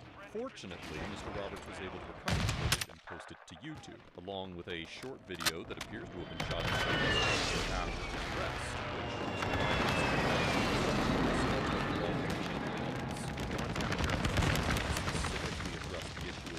videos in any public statements. Overall, Sergeant Morrison gets an F for unlawfully arresting Mr. Roberts without probable cause, using unnecessary force in conducting the illegal arrest, and attempting to cover his tracks by deleting Mr. Roberts' video footage.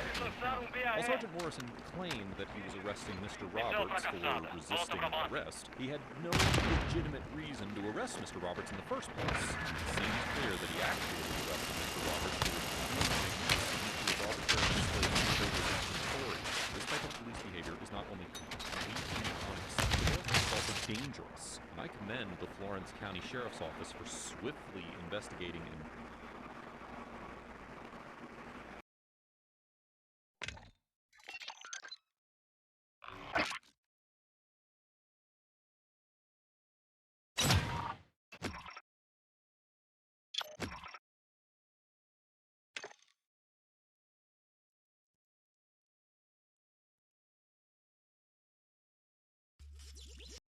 and edit some stuff out. This includes what they describe as sexist terms, which is ridiculous. Then you're going to get rid of half the book because James Bond's personality includes womanizer. It's part of the character. So are you going to, were you taking out 70% of the book?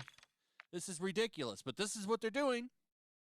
James Bond novels, including Casino Royale and Octopussy, have been edited. Racist and sexist terms have been removed ahead of 007's 70th anniversary. They're so intent on destroying this character, it's insane to me. A character that's been around since, well, 70 years, because his 70th anniversary is coming up. So a character that has stood the test of time, at least 2 generations, is now being updated for modern audiences. The things that made this character special are all going to get erased. They've done okay box office-wise. Calendar private after.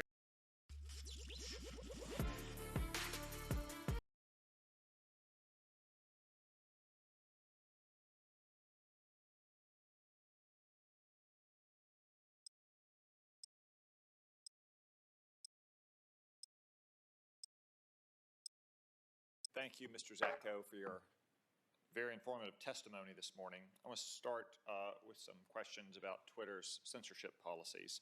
I know you weren't at Twitter for most of 2020, but I want to start with an example from June of 2020, specifically me.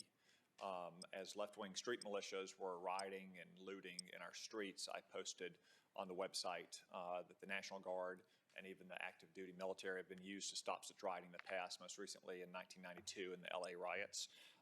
Within a couple hours, a low-level employee at Twitter's Washington office contacted my staff and said that if I did not delete that tweet, that my account would be permanently locked. My staff worked with this low-level employee, calling her on several occasions because she seemed very reluctant to put anything in writing in an email. They documented the accuracy of my comment and gave examples of how other elected officials had used similar language. 30-minute window passed. My account was not locked. Ultimately, she said that Twitter would not take any action about my account. As I said, I know it was before you began at Twitter, but from your experience, would a low-level Twitter employee typically have the authority to permanently lock the account of an elected member of Congress? From my experience, they should not have the authorization to do it, although it would probably be a low-level employee that would be instructed to do it. So she was taking direction from more senior officials at the company. Not knowing the situation, I can't comment on the specific one, but that is the sort of activity that I would see there. And I can concur that I did notice a reluctance to put a lot of things in writing on particular topics. I noticed that in the emails that Mr. Agarwal sent, he was very reluctant to put things in writing or made statements about what he was going to verbally express to the board. And yes. Apparently did not express those things. Sticking with censorship, again, like I said, I know you weren't there in the lead up to the 2020 election, but once you arrived just a couple days after the election, you selected an outside company for Twitter's censorship policies. The report that you commissioned found that Twitter's content controls ad hoc and informal, those are two direct quotes, and the policy decisions behind it are made mostly by small groups of Twitter staff, Bunch of campus snipers. quote, frequently during a time of crisis. Is that accurate? I didn't hire them to do a report on censorship, but that was the platform manipulation organization. And yes, the how you cite the report as what they found on and what that kind team of, is correct. when it says frequently in a time of crisis, what kind of crisis was the report referring to? I believe the report also said, and this is from what I experienced, if something was brought up in the media, if a government brought it up, if somehow it became publicly aware, or if there was, an ongoing outage to the system or some active disruption or crisis. Yeah, thank you for that, because the report does go on to say that according to Twitter employees interviewed, Twitter usually censors information, quote, only if it is flagged by reporters or news headlines, partners, which it means to include academic organizations and other social media companies or political officials, end quote. So does Twitter have special channels of communication with fellow social media companies like Facebook to discuss this information? If they do, I believe that they would be ad hoc. I am not aware of official ones that would not have been within my organizations. Okay, what about Charge other complete. Partners like pharmaceutical companies or advocacy groups? I am not aware of those. Again, that would be out of council or other organizations. So saying ad hoc, you think in these cases, just say executive at a pharmaceutical company that doesn't like what's on the website, or a left-wing activist at a Washington think tank would just use pre-existing relationships to contact someone at Twitter on an ad hoc basis? I do not know. Well, how can they coordinate if they don't have some kind of channel of communication set up? In the report that was an attachment from the organization, they talked about disinformation operations, which I do believe, my understanding was that the site integrity team spoke with other organizations and with other social media companies about ongoing disinformation or platform manipulation. I do not know anything beyond what was in the report. But I want to give you a chance to elaborate a little bit. Something along the lines of, if you don't have a foreign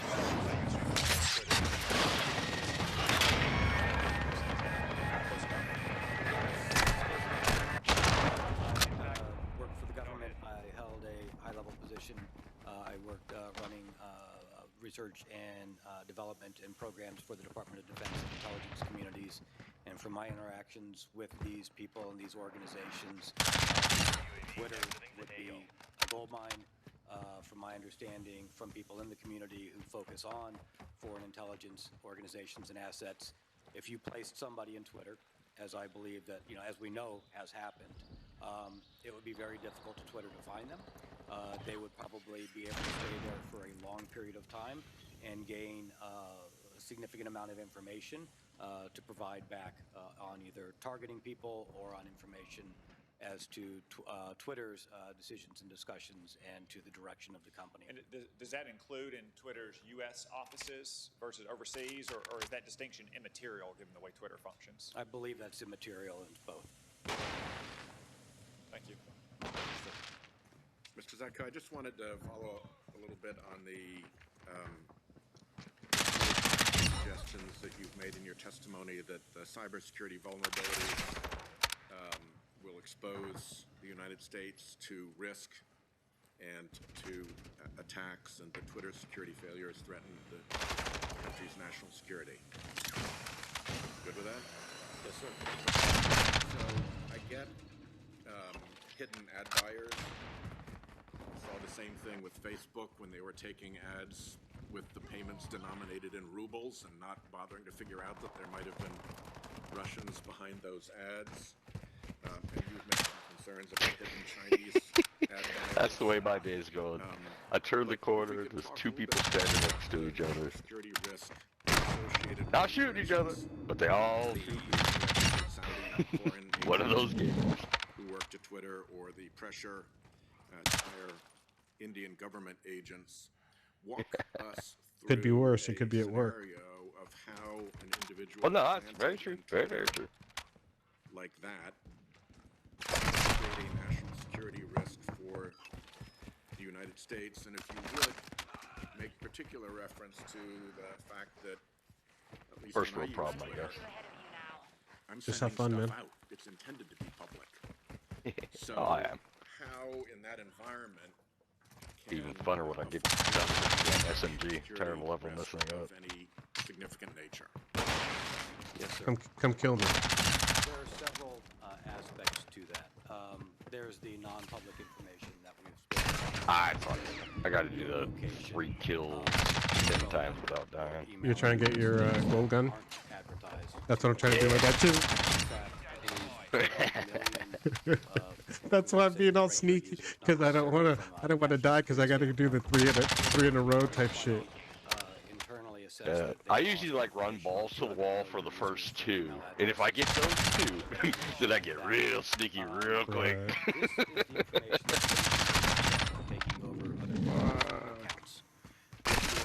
Oh shit. And an email address. I can hijack your phone number. I can then change your Gmail, your Coinbase, your Really should put a suppressor Ameritrade, on this. or other Yep. accounts. Easier for the 3 kills. Yep, I can it then works. assume your identity, but more importantly, I probably want to be able to. Oh, I just got a 3-piece. See? Now There you go. routes, and understand. Well, Yeah, the like suppressor really does work. foreign governments are concerned, apply that to the United States. I just haven't been able to find a good balance with the suppressor on the mini-bag. As soon as you throw a suppressor on it, man, it just takes so long to aim down sight. Might be organizations or groups in the United States. Oh my god. I can put pressure on you. I could possibly recruit you. You could be a witting or unwitting accomplice, and then I could influence you or target you for influence operations in the real world. Let me just phone number and email address are pretty widely known in the public domain. So how does Twitter access to that information? Is there more, or what's the difference between being able to look me up on the phone and having Twitter access to that information? Having been in the public sector myself, yes, a lot of my information became known. There's Oh my god. Oh my goodness. I was on kill 2 and had to reload. Sorry, man. It's all either, good, man. it's either me or you. Well, I prefer it's me, but you know, whatever. The great game and the intelligence. Oh shit. Okay, so just play that out for me. I got a couple of 3 pieces, so that'll help. So much of this information is available through other channels. Whoa! What I'm just laying down in the hallway. Dirty. Be for, let's say, a foreign government seeking to put that kind of pressure on somebody who could make a. Can't say I've actually ever seen somebody just lay there. A weird spot, but a good spot because you wouldn't expect it. GG. Is in financial issues or has GG's. other elements that can be leveraged against them. to help them influence you in a particular fashion without your awareness. So you're able to, somebody would be able to create a sort of family or personal network around an individual user and extract information about folks in that network? That is one particular aspect that intelligence communities are. And how would that take place through the? If somebody's gotten into the Twitter system, how do they find that out? Well, it might be used in combination with other data collection sources. For instance, one of the concerns of U.S. People traveling to other countries is, was there information in the OPM database? And can that information be cross-indexed against the healthcare industry databases that have been lost? Do we know that this person has a particular I think that's what is our last game. I mean, yeah, we were putting on our shots and everything, doing good, but we were communicating where everybody was, which point we're going to push and shit. Like, Thanks very much. My time is up. 30 or something.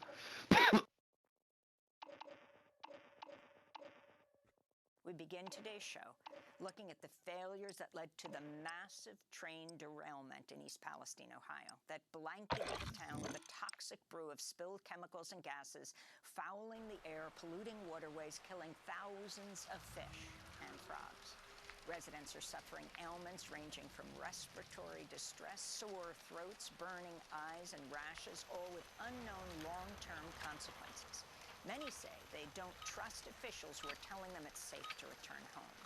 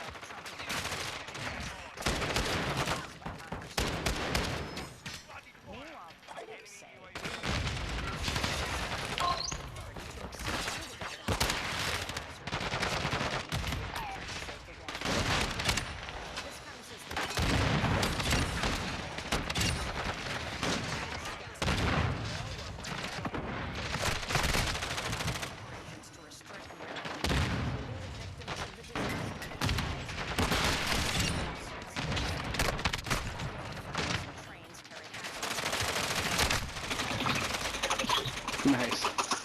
I got that headshot right in my guy's gun down. God, I did horrible on that one. hard to tell if you're good or bad on that one. It's because of the spawns. The spawns ruined, period. Yeah. Even when I was tucked away in the corner, I still had 6 people drop on top of me. Dial 911. Tell the police Yeah, to get exactly. up. Somebody's about to get killed. What's going on, everyone? Jeremy here from the Quartering, and what we're witnessing now is perhaps one of the. It's been a while since we had a cancellation this thorough, and it looks like this is with Scott Adams, the creator of Dilbert. Scott Adams has had some wild takes on the poke. You know, he's not somebody that I've followed that closely. I don't usually see him arguing with what look like poke regret a lot of times. But, you know, this is a case where I've got to come to the guy's defense. And Elon Musk has also come to his defense. And just breaking now, essentially he has been completely canceled because he had a non-Dilbert related book also get canceled. All this for referencing some statistics, some hate facts. And we're going to actually take a look at those facts, what he said, how he got here, and kind of break it down because this is a pretty complex machine that always works extremely well, apparently. Also, this group, after reading a survey conducted by conservative pollster that asked whether or not it's, quote, okay to be white, in which most black Americans agreed and 26% disagreed.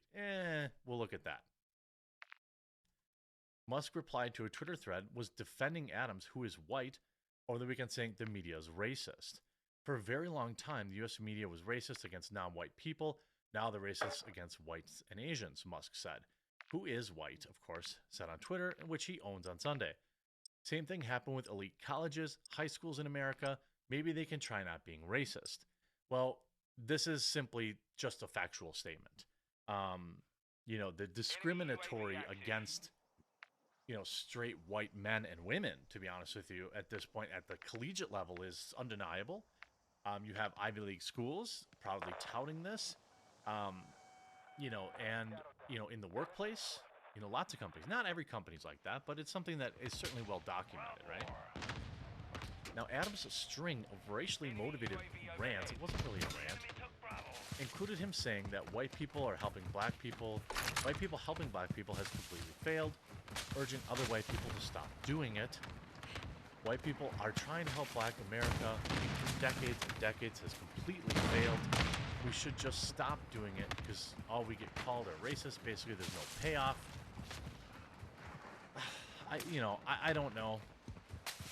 People are really aggressive and angry these days, but I still try to stick true to my principles and say that, you know, let's not complain about getting painted with a broad brush and then go on to paint with an extremely broad brush. And, you know, Musk's musing against media outlets being racist is not the first time he's leaned into conservative theories. Well, it's not conservative theory, it's just a fact. Then Scott Adams just recently tweeted, my publisher for non-Dilbert books has canceled my upcoming book and backlist. Still no disagreement about my point of view. My book agent also canceled me too. I mean, I don't, when you look at what was actually said, he's opining in real time to a report that came out. I want to actually pull up and break down the report because I think it's important to look at exactly what this report was and how the media really leans into this racial division. And it happens on the right too, just as much as it happens on the left. And in this particular case, you know, it also matters kind of what you're consuming and how often and where you're consuming it, I guess, is what I want to say. So there's this post by Jeff Charles who breaks down, you know, he says, okay, it's time for me to address the Rasmussen poll that Scott Adams cited when he set the internet on fire. Okay, and he also wrote an article, which I'll recommend. He wrote in Liberty Nation. Jeff Charles is Red State and Liberty Nation and Newsweek Opinion, I guess. For those who missed it, this is a good thread by him, though, so respect. Rasmussen published the results of a survey in which It asked both white and black respondents if they agreed with the statement, quote, "It's okay to be white." According to the poll, supposedly, 53% of black Americans, quote, "somewhat or strongly agreed with the statement." However, some influencers on the right are seizing on the other part of the poll, which found that 47% of black respondents either disagreed with the statement or indicated that they were not sure. This is being used to claim that almost half of all black folks think it's not okay to be white. This is a narrative that folks on the right are running with. I've seen very few questioning the results of the poll, which would be quite incendiary if it was true. In fact, most seem to be blindly believing it with no sense of curiosity about how the poll was conducted. And this is exactly where we get into this thing. There's lies, there's dang lies, and then there's statistics. So here's the numbers behind the actual poll, okay? Rasmussen said they surveyed 1,000 people. 13% of those respondents were black, meaning this question was put to 130 total black respondents. 47% of black respondents indicated that they disagreed with the statement. Sure. So I think, you know, it may be fair to lump them together, maybe not. That's, you let me know. What this means is that 61 total black people who were surveyed by Rasmussen disagreed with the statement or were not sure if you put it together. Here's the question. Why does it make sense to assume that 61 black folks somehow represent 40 million black people in the United States? I do think that, you know, Twitter, I think that all these media outlets push division. The right does it, and so does the left. And it's like race relations have never been worse.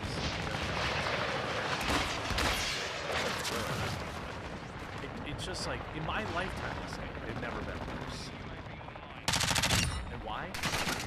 The reason is that it is the race grift is extremely popular with people out there to believe in this stuff. And sure, there are black people out there that are racist. I don't buy into the whole, like, black people can't be racist. Of course they can. And there are white people too. But, like, this poll, of course, was set up to black Americans, you know, are now fact-based, saying that they, you know, they don't. The reality is, no rational person would assume that 61 people could ever represent or even be an accurate representation of all or even most black Americans. So the idea that black people are a hate group is absurd on its face. This isn't a knock to Scott Adams. When I saw his first video, I was because I've listened to him for quite a while, and I know he didn't find the right of he was being provocative and make a point that he agree with. And he goes on to, you know, say that, yesterday I posted a tweet saying that people who are deeply invested in being divided by race, by class, divided by gender, they want the truth to exist as much as possible. And I 100% agree with that. There are people on the right that, or I'm sorry, there are black folks that are racist. That's just a fact. You see that very video evidence of black folks having problems with Asians, with white people. This is just a fact. But there are also white people who are. And, you know, it's just, I caution people to get, you know, not to get so sucked up in this, because this is what the media wants, right? The more you get whipped up in all this, the more likely you're to react. To create more news for the machine, to create more division. If black people think they may react differently when interacting with white people, and that creates videos and news stories. And the same thing is true for white people. If they are constantly media, you know, they are easily controlled. This is what it does. I'm not saying that there aren't problems out there. I see them on Twitter all the time. There's plenty of them seem racially motivated. But, you know, I spent the weekend, you know, in a very diverse area. I spent the last 10 days in a very diverse area. It was no problems at all. The only physical problem I've ever had in my life was with a lunatic leftist white guy. So, I think when you look at the cities, it's obviously very, the video coming out of there is scary. But Elon Musk, I think the point here is that Elon Musk is right. That the media creates this division. It wants the division. This Rasmussen poll that now cost Scott Adams his entire career. Jeff says he was being deliberately provocative. I don't know that answer. I don't know Scott Adams that well. I mean, I've seen him getting dunked on Twitter, but I can't imagine that him saying a thing or two about some data, would justify total and complete cancellation. He's essentially getting the Kanye treatment for an off-the-cuff remark about, some not representative. Now, if they go out and interview 100,000 black folks and the same numbers agree, okay, well now you have a representative sample. But the media, the machine, look at what CNBC said. Musk said the media, and then what do? Oh, look at all that hate speech on Twitter. Look at this. This is what the media does. Look at this terrible racist thing somebody did. It's not like, the hundreds of thousands of Americans around this country over the years that have felt regardless of race. Look at every time there's a natural disaster. You think these people give a dang about their race? There's white people there, black people, Asian people, all trying to help each other. That's just not a good story, is it? The one lunatic who, does something stupid based on race, that gets clicks, that gets headlines. So Elon Musk is 100% correct in his assessment of the media. I hope you enjoyed this video. If you did, please do leave a like on it. Remember, when you're ready for a PC or laptop, Meta PCs, promo code ordering, link will be in the description. We'll set you up right, we guarantee it. Talk to you again soon.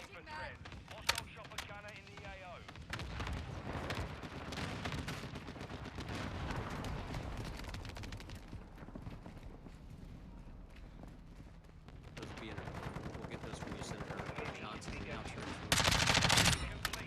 Former Democrat member from the great state of Hawaii, Congressman. Thank you very much, Chairman Jordan, Ranking Member Plaskett. Aloha. Thank you for the opportunity to be here to speak with you today. Benjamin Franklin said, without freedom of thought, there is no such thing as liberty. Without freedom of speech. I love our country, and I cherish our God-given freedoms that are enshrined in the Constitution. Like every one of you, I took an oath, as a soldier and as a member of Congress, to support and defend the Constitution against all enemies, foreign and domestic. I've had the privilege of serving alongside many of you in Congress for 8 years. Congressional districts, serving on the Affairs committees. I'm honored to be able to continue to serve as a Reserves now for almost 20 years, where during that time I deployed to 3 war zones and participated in overseas training exercises, where I had the opportunity to see firsthand what life is like in countries where there is no First Amendment, where there is no free press, where government deems itself to be the moral arbiter to its people, dictating to them what is right. Can and cannot be said, who can speak, who cannot, who is free to worship, founders understood the importance of enshrining our God-given freedoms in the Constitution and Bill of Rights to ensure that no matter which party or person may be in power at any given time, our founding documents serve as a reminder of these freedoms that are guaranteed to every American. Thomas Paine said, "He that would make his own liberty secure must guard even his enemy from opposition. For if he violates this duty, he establishes a precedent that will reach to himself." We cannot be so short-sighted as to thinking silencing speech that we don't like today will not result in our own voices being silenced tomorrow. The work that you've all been charged with in this committee affects all Americans, and it is too important to allow it to fall victim to partisan politics.